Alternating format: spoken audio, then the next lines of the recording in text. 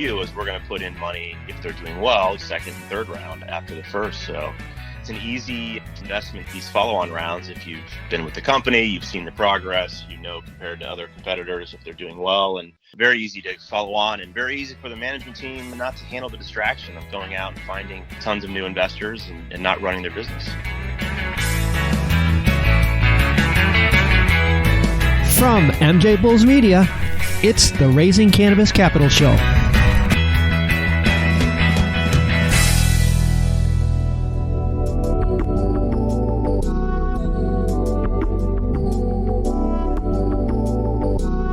Today on Raising Cannabis Capital, we are continuing this month's Cannabis Investor Spotlight Series with Steve Schuman, the founder and managing director of Halley Venture Partners. Steve, welcome back to the show.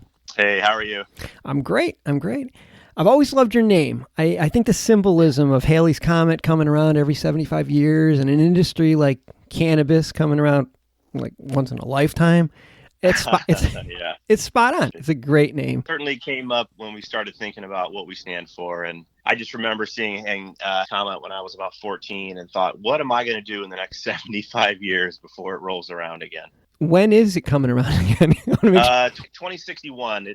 Oh, boy. It's plus or minus a year, so depending on what else is floating around in space. Oh, man. I'm a 63 baby. You never know. Yeah. Oh, yeah. Technologies we're investing in will extend our lives. I will be there. That's a motivation to be there.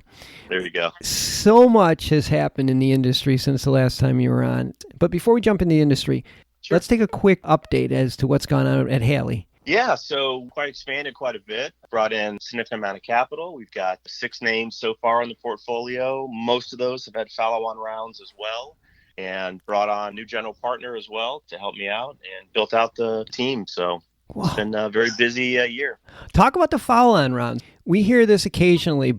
Nothing perks up of an investor's ears more than when they say a year later, one of their portfolio company just does another raise. It's one of the basic tenets we have in our investing style is that we want to get involved with companies early. Once you write them a small check, they are a little frustrated because we do a lot of due diligence for an early stage deal. But the long view is we're going to put in money if they're doing well, second and third round after the first. So it's an easy investment, these follow-on rounds. If you've been with the company, you've seen the progress, compared to other competitors if they're doing well, and very easy to follow on and very easy for the management team not to handle the distraction of going out and finding tons of new investors and not running their business.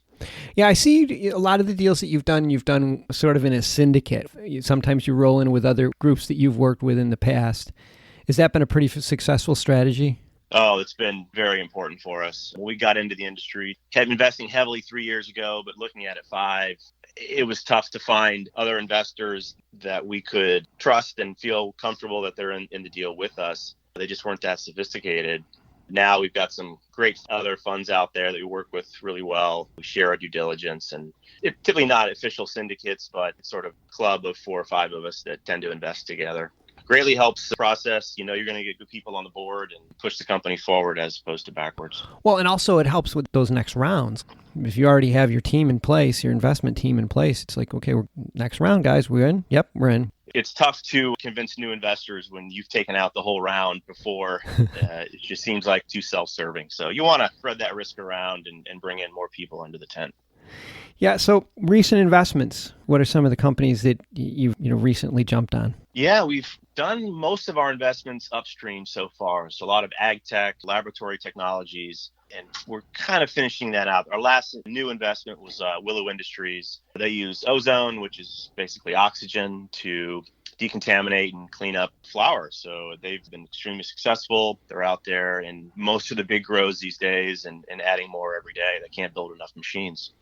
We feel great. They're a steward to the industry, helping clean up the mold and everything else that occurs on plants, and off they go. Wow. That's a tough problem to have when you can't keep up with the demand.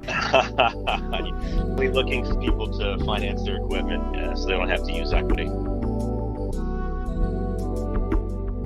Before we started taping, you were mentioning to me just how many deals get submitted to your website every day.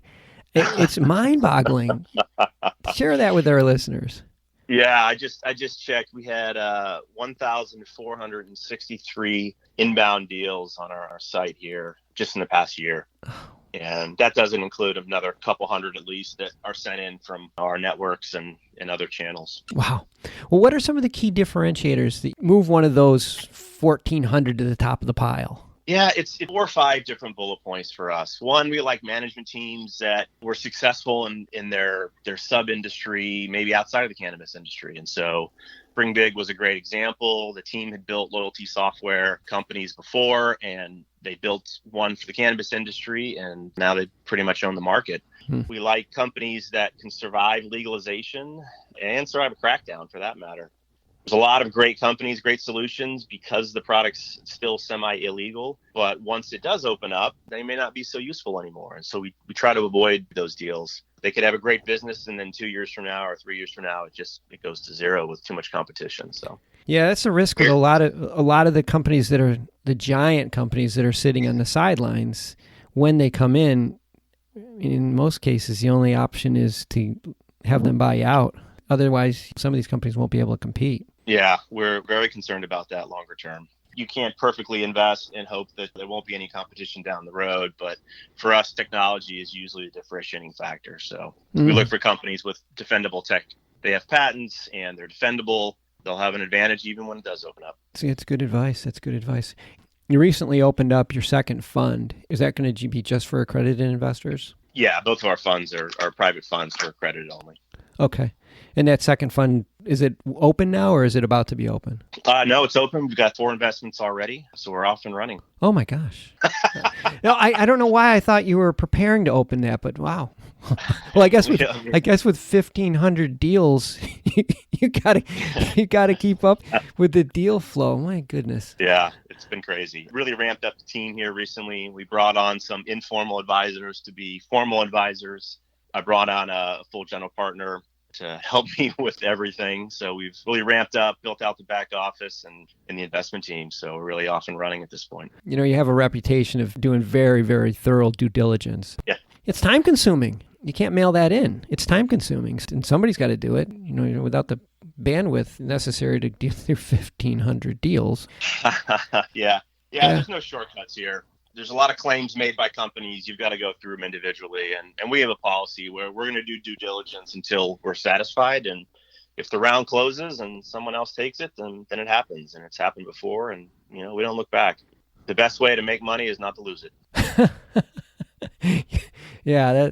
Well, we've been speaking with Steve Schuman from Halley Venture Partners, and all of his contact information, including their website, which is HalleyVP.com, will be on the MJBulls website. Steve, it's always good to have you on the show. I really appreciate you joining us again, and hopefully you'll be available next year or maybe sooner. Absolutely. We'll talk a year from now, and maybe we'll have another 1,500 deals to go through. Oh, the rate you're going, it'll be 15,000 deals. Oh, boy. There you go. Well, good luck with this. Thanks a lot. Let's stay in touch.